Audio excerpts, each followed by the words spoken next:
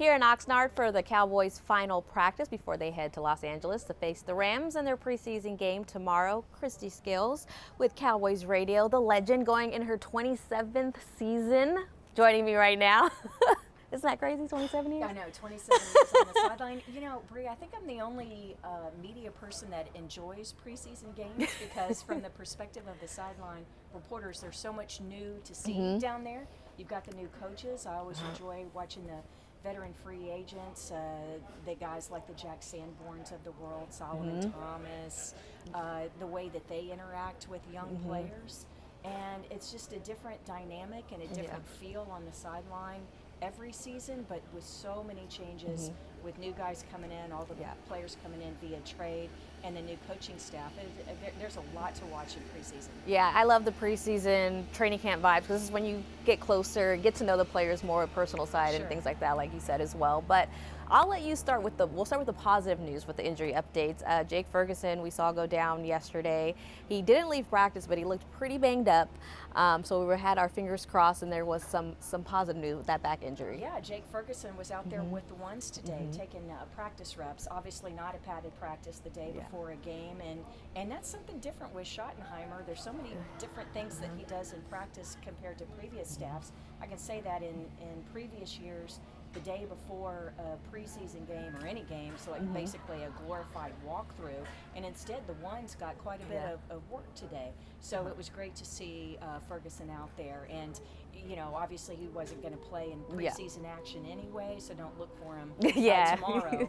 But you know, we've got enough injury situations at tight end. The other good thing about tight end is Brevin Spanford, who had been in a walking boot since the second week of practice. He was out there doing some stretching today. He's not going to play in this preseason game, but at least he's out of the walking boot with that ankle injury. Yeah, two positive updates happening in the tight end room. Now to the other side, rookie running back. We had our fingers crossed on that too. Jaden Blue, that it wasn't so serious. He went to the medical tent. He did walk off on his own off the field yesterday, but he's dealing with what seems to be ankle/foot injury is what I'm hearing. But that means that's just another injury in the running back room, Kristi. And he was a guy that I know, not just Longhorn fans, but a lot of people were excited to see him get, you know, he's going to get a lot of action in preseason, but he didn't take part in today's practice, which leads you to believe that he's not going to play tomorrow, which means that it'll be more work for the likes of Phil Maffa, who is the other drafted rookie running back. And then there was actually a transaction today. Malik Davis, who Cowboy fans may remember, backup running back the previous 3 seasons. He was signed today. He's got a different number because, you know. But, anyway, he don't know. He didn't practice. He was out there just doing the stretching. I don't know that you show up on Friday morning and play in the preseason game on Saturday. But basically, they need bodies. Bodies. Not only get through other preseason games, but just so you can run the reps in practice as well. Yeah, definitely. Like, it would be really tough for him to just jump in there. But yeah, like you said, they definitely need the bodies. I'm expecting to see a lot of Deuce Vaughn and Phil Maffa, like you said. Yeah, and that's really good news that Deuce was back at practice yesterday and then again today doing the work, not just stretching, because he had missed nearly 2 weeks with a hamstring injury. So he needs to make up for those lost reps in camp, and I think we'll get a good dose of him as well as Maffa. And let's talk about some other people getting some opportunities, like the other Deuce Vaughns, if you will, with the groups, talking about other positions, because we don't know Brian Schottenheimer's philosophy in the preseason because this is his first time as the head coach. But what did you get from his sentiments from today's presser about, you know, it sounds like he's saving his top players and he's going to stick to kind of what McCarthy did a lot and not seeing the big guys. Sure, you're not going to see CD or George Pickens or Jake Ferguson and a Tyler Smith, but a guy, or Terrence Steele, but a guy like Tyler Booker, who's going to be your starting right guard, but he's never had a snap in a game situation in the NFL. So you don't need to give him a whole half, but I wouldn't be surprised if you give him 1, 2, maybe 3 series. You know, a guy like Nate Thomas, who stepped in as the working first team left tackle right now in place of Tyler Guyton, who's sidelined with an injury.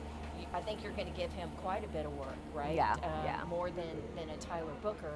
but see how a guy like Nate Thomas responds, because he kind of had a little bit of a baptism by fire in the, yes. in the joint practice against the Rams on Tuesday, but he was going up against Jared Verse, who was the Rookie of the Year on defense last year. Yeah. Well, Jared Verse isn't going to be playing tomorrow. Yeah. Presumably. We hope Sean not. McVay, he's not Save going to him. be playing a lot of premium starters Right, yeah. like that. And so, a little more equal footing, I think, for Nate. So let's see how he responds tomorrow. Yeah, it's going to be interesting to see what the Cowboys cook up in the vanilla playbook, as Schottenheimer likes to say. But before I let you go, I know you got a lot of notes in that notebook of yours, Kristi, but let's go to the defensive side of the ball. Who are you most, who are your eyes on tomorrow? Well, it's hard to, evaluating the line play is so difficult, except when it comes to pass rushing, because that's more easy to measure statistically. But I can't wait to see Donovan Ezeraku, who's the second round pick from Boston College, a consensus All-American, and he has looked great in training camp. And when you have, we know Micah's not going to play. Right. I don't think Dante Fowler's going to get any reps tomorrow because he's a veteran pass rusher. You know what you have in him. I think Ezeraku's going to get some work, and he had some good pass rushes on Tuesday in the joint practice, but as he told us, there's a halo around the quarterback in practice. Even when you're going against the Rams in joint practice, you can't follow through with the sacks, but he felt like he would have been on point and hit his mark. Well, he doesn't have to hold up. None of them have to hold up. You can hit the quarterback tomorrow. So I'm excited to see Ezeraku. Shamar James, number 50, a rookie linebacker, has done some really good things in camp. And then some names that you're not hearing in this carousel of cornerbacks. They're so injury depleted already. Right, yes. But look for a guy, Robert Rochelle. Okay. I think he's going to get more time. He's one of these unsung guys that's not getting a lot of attention, but I think he'll get opportunities tomorrow. And I think that's what it's all about, to give these guys on the bottom of the depth chart, the ones that, like you said, the unsung heroes, and really give the coaches, make their jobs a little bit harder when it comes to making that 53-man and it roster. is going to be vanilla, like yes. you say. Yeah. But the main thing is alignment, assignment, execution, right? It's may not be fancy scripted plays and a lot of scheme, but beat the man in front of you. Yeah. That's the main thing. Yeah. Well, I'm excited. I'm excited to see what your notebook says after the game ends on Saturday. That's it for now from Oxnard. For Kristi Scales, for Briana Aldridge.